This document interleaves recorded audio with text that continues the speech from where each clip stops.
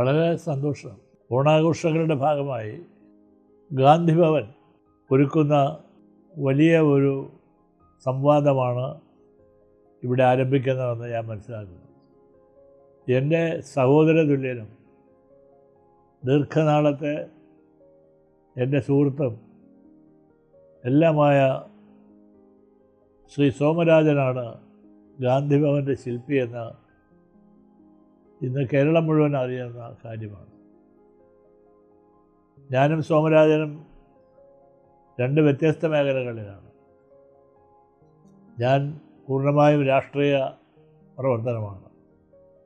സോമരാജൻ രാഷ്ട്രീയ മേഖലയ്ക്കപ്പുറമുള്ള അനാഥരായ പാവപ്പെട്ട ജനങ്ങളെ അന്വേഷിച്ച് നടക്കുകയും അവർക്ക് അഭയം നൽകുകയും ചെയ്ത ഒരു വലിയ കർമ്മ പദ്ധതിയാണ് സോമരാജൻ തിരഞ്ഞെടുത്തത്. ഒരു വ്യക്തി എന്നുള്ള നിലയിൽ അദ്ദേഹം കേരള സമൂഹത്തിന് നൽകുന്ന ഏറ്റവും വലിയ സംഭാവനയാണ്. ഒരു ഭരണകൂടത്തിന് പോലും ഇത്രയും വിപുലമായ രീതിയിൽ അനാഥർക്ക് വേണ്ടി സജ്ജീകരണങ്ങൾ ഒരുക്കാൻ സാധ്യമല്ല എന്ന് പല സന്ദർഭങ്ങളിലും സോമരാജൻ്റെ പത്തനാപുരത്തുള്ള ഗാന്ധി ഭവൻ സന്ദർശിച്ച് എനിക്ക് അനുഭവപ്പെട്ടിട്ടുണ്ട്. ഓണക്കാലത്തും ഞാൻ അവിടെ എത്തിയിട്ടുണ്ട്. എൻ്റെ ഓണക്കാലം ഞാൻ മന്ത്രിയായിരുന്ന കാലത്തുള്ള അനുഭവം സോമരാജൻ്റെ ഈ സാധുക്കളെ സംരക്ഷിക്കാനുള്ള പ്രവർത്തനങ്ങളുമായി ബന്ധപ്പെട്ട് കിടക്കുക. തിരുവോണകാലത്ത് പോലും പട്ടിണി കിടക്കുന്ന, വീടുകളിൽ കയറി ഇറങ്ങി ഭക്ഷണം കൈനീട്ടി യാചിക്കുന്ന ആളുകളും കുടുംബങ്ങളും ഉണ്ട് എന്ന് ഞാൻ മനസ്സിലാക്കിയത്. അങ്ങനെ എന്നെ ചിന്തിപ്പിച്ചത് സോമരാജൻ്റെ പ്രവർത്തനങ്ങളാണ്. മന്ത്രിയായപ്പോൾ ആദ്യം എനിക്ക് തോന്നിയത് ഓണ ദിവസം, തിരുവോണ ദിവസം പട്ടിണി കിടക്കുന്ന ഒരു വീടും ഉണ്ടാകാൻ പാടില്ല. അവർക്ക് നല്ല സദ്യ ആസ്വദിക്കാൻ കഴിയണം. അതിന് ഗവൺമെൻറ് സംവിധാനത്തിൽ എന്ത് ചെയ്യാൻ പറ്റുമെന്ന് ഞാൻ ആലോചിച്ചാണ് 2006 ഏറ്റവും മഹാനായ ഭരണാധികാരി VS അച്യുതാനന്ദൻ്റെ മന്ത്രിസഭ ഒരു തീരുമാനമെടുത്തു. കേരളത്തിലെ 38 ലക്ഷം ദാരിദ്ര്യ മേഖലയ്ക്ക് താഴെയുള്ള കുടുംബങ്ങൾക്ക് സൗജന്യമായി ഓണക്കാലത്ത് സൗജന്യ കിറ്റ് കൊടുക്കണം. അരിയും പലവ്യഞ്ജനങ്ങളും പഞ്ചസാരയും എണ്ണയും എല്ലാ കാര്യവും അടങ്ങുന്ന ഒരു 2-3 ദിവസം ആഹാരത്തിനുള്ള വകയുള്ള ഒരു വലിയ കിറ്റ്. അതൊരു വലിയ ഓണാഘോഷത്തിനൊരു വലിയൊരു സംരംഭമായിട്ട് ഗവൺമെൻറ് ഏറ്റെടുത്തു.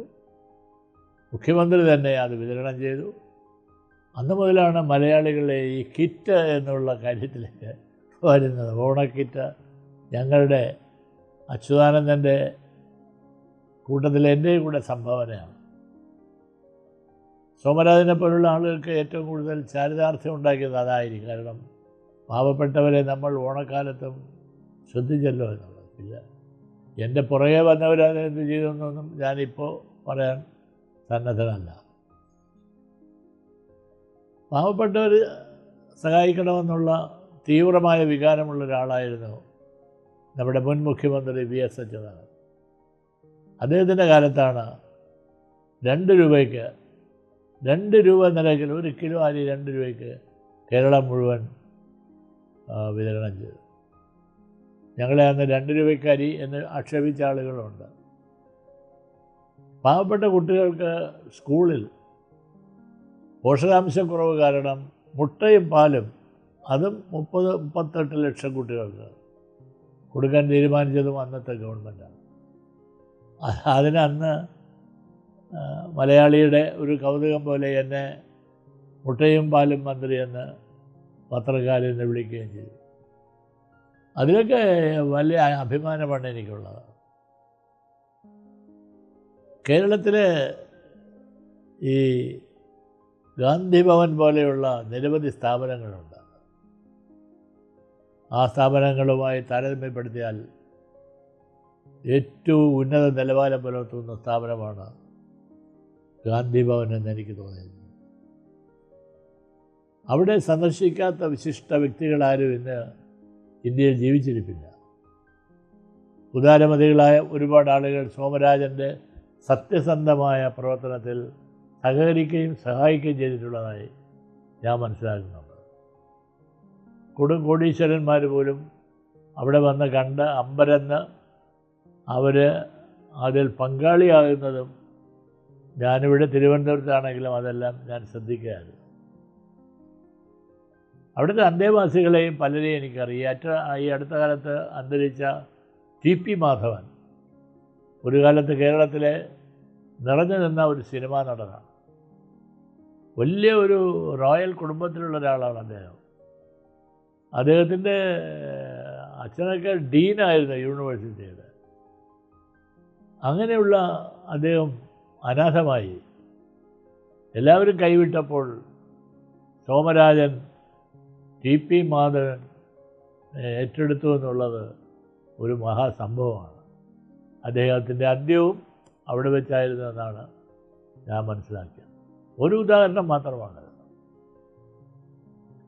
ഓണക്കാലം പണ്ട് ആളുകൾ പാടുന്നത് പോലെ കള്ളവുമില്ല ചതിയുമില്ല എള്ളോളമില്ല പൊളിവചനം എന്നൊരു കാലമാണ്. മഹാബലിയുടെ ഒരു സങ്കല്പമാണ്.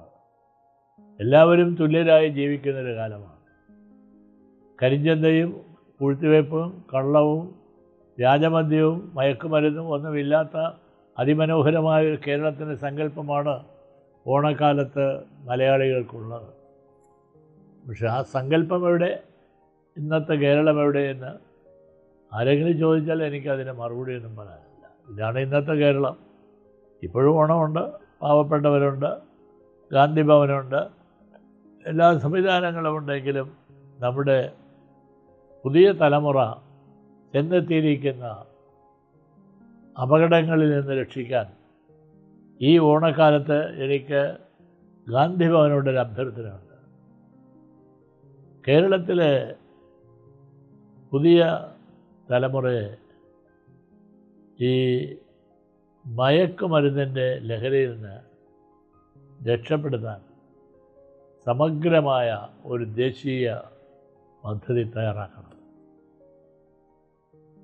അതിന് ഗവൺമെൻറ് ഓഫ് ഇന്ത്യയും കേരളത്തിലെ ഗവൺമെൻറ്റും സഹകരിക്കണം. കാരണം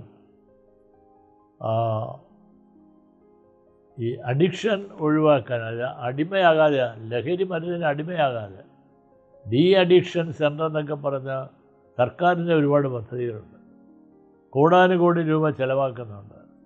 മദ്യവർജനം, അതിന് ഉള്ള സഹായങ്ങൾ. പക്ഷേ ഇതെല്ലാം ഏതോ വഴികളിൽ കൂടി മയക്കുമരുന്നിൻ്റെ ഉടമസ്ഥന്മാരുടെ കയ്യിൽ തന്നെ ഈ പണം എത്തുന്നതാണ് എൻ്റെ അഭിപ്രായം. മയക്കുമരുന്ന് അവസാനിപ്പിക്കാനുള്ള നടപടികൾക്കായി സാമ്പത്തികമായി ഗവൺമെൻറ്റിൽ നിന്ന് കിട്ടുന്ന ആനുകൂല്യങ്ങൾ ആത്യന്തികമായി ചെന്നെത്തുന്നത് ആ പ്രവർത്തനത്തിനാണോ അതോ അത് പ്രോത്സാഹിപ്പിക്കാനാണോ എന്ന് പരിശോധിക്കണം. ഇതുവരെയുള്ള സർക്കാരിൻ്റെ നടപടികളൊന്നും വിജയം കണ്ടെത്താൻ കഴിഞ്ഞിട്ടില്ല എന്നുള്ളതാണ് അനുദിനം നമ്മൾ അറിയുന്ന വാർത്തകൾ. ഭീകരമായ ഒരു അന്തരീക്ഷത്തിലേക്ക് നമ്മുടെ കോളേജ് ക്യാമ്പസുകളും നഗരങ്ങളിലെ തെരുവുകളും അതിലൂടെ സഞ്ചരിക്കുന്ന യുവജനങ്ങളും ഇന്ന് നമ്മുടെ മുമ്പിലുള്ളൊരു സാമൂഹ്യ പ്രശ്നമാണ്. സാധു ജനപരിപാലനം പോലെ സാധുക്കൾക്ക്, അനാഥർക്ക് എല്ലാ സഹായം നൽകുന്നത് പോലെ ഭാവി തലമുറയെ കാണാനും ഗാന്ധി ഭവന് കഴിയണം. ഗാന്ധി ഭവൻ്റെ അങ്ങനെയുള്ളൊരു പദ്ധതിക്ക് എല്ലാവിധ സഹായ സഹകരണങ്ങളും എല്ലാ ഭാഗത്തു നിന്നും ഉണ്ടാവും എനിക്ക് വിശ്വാസം. പക്ഷേ ആ പദ്ധതി ജനകീയമായിരിക്കണം. അത് ഈ സാക്ഷരത എന്നൊക്കെ പദ്ധതി, സാക്ഷരതാ കമ്മീഷൻ, ഇങ്ങനെ ഒരുപാട് കമ്മീഷൻ്റെ പേരുകളൊക്കെ പറയുന്നത് അതിലൊന്നും എനിക്ക് താല്പര്യമൊന്നുമില്ല. ജനങ്ങളിലേക്ക് ഇറങ്ങിച്ചെന്ന് ജനങ്ങളെ ഇത് ഏൽപ്പിക്കണം. ഓരോ ഗ്രാമങ്ങളിലും, ഓരോ വില്ലേജുകളിലും, ഓരോ വിദ്യാലയത്തിലും ഗാന്ധി ഭവൻ്റെ സന്ദേശം എത്തണം. ഗാന്ധി ഭവൻ എത്തണം. ഗാന്ധി ഭവൻ്റെ 1-2 പ്രവർത്തകർ എത്തണം. അവിടെ ഇതിനെ ഈ മയക്കുമരുന്നിനെതിരായിട്ടുള്ള പ്രചരണങ്ങളും കഴിയുമെങ്കിൽ സിനിമക്കാരോട് അതിനെ പറ്റിയ സിനിമകളെടുക്കാനും അത് പ്രദർശിപ്പിക്കാനും ഡോക്യുമെൻ്ററി എടുക്കാനും അങ്ങനെ കുട്ടികളെ കൂട്ടി വിദ്യാർത്ഥികളെ കൂട്ടി ഒരു വലിയ ഉത്സവം പോലെ ഈ ലഹരി വിരുദ്ധ പ്രചരണത്തിൻ്റെ കൊടുങ്കാറ്റ് സൃഷ്ടിക്കാൻ ഗാന്ധിഭവന് കഴിയുമെന്നാണ് എൻ്റെ വിശ്വാസം. ഗാന്ധിഭവന് ഇന്ന് നല്ല അടിസ്ഥാന സൗകര്യങ്ങളുണ്ട്, സംഘടനയുണ്ട്, കമ്മിറ്റിയുണ്ട്, അഭ്യുദയകാംക്ഷികളുണ്ട്, സഹായങ്ങൾ കിട്ടുന്നുണ്ട്.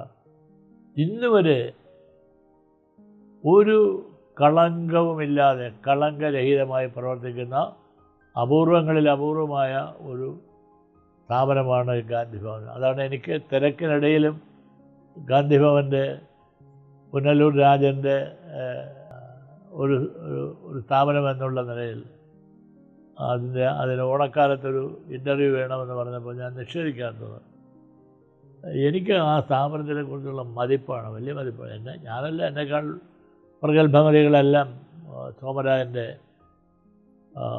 ഞാൻ നേരത്തെ പറഞ്ഞ പുനലൂർ രാജനല്ല, പുനലൂർ സോമരാജൻ്റെ അഭ്യർത്ഥന നിരസിക്കുന്നവരാരുമില്ല.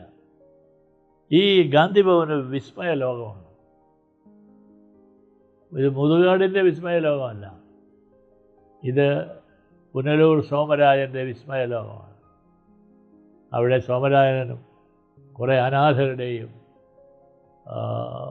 സാന്നിധ്യം കാണുമ്പോൾ യഥാർത്ഥത്തിൽ മനുഷ്യ മനസ്സുള്ളവരെല്ലാം വല്ലാതെ അഭിമാനിക്കും. ഇങ്ങനെയുണ്ടോ ജീവിതം?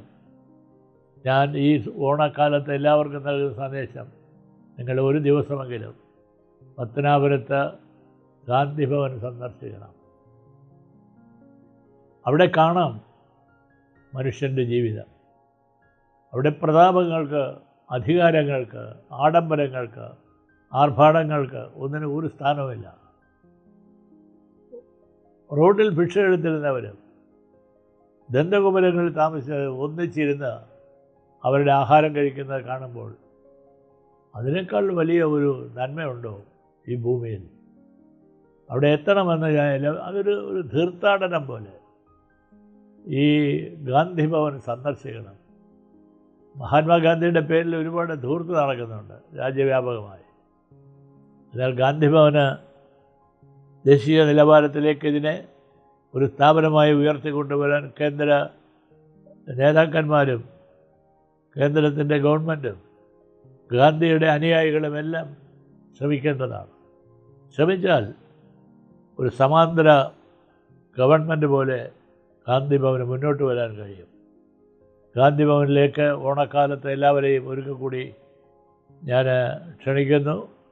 സോമരാജന് വേണ്ടി, ഗാന്ധിഭവന് വേണ്ടി വരിക, നിങ്ങൾ ഈ ജീവിതം കാണുക. എല്ലാവർക്കും എൻ്റെ ഓണാശംസകൾ.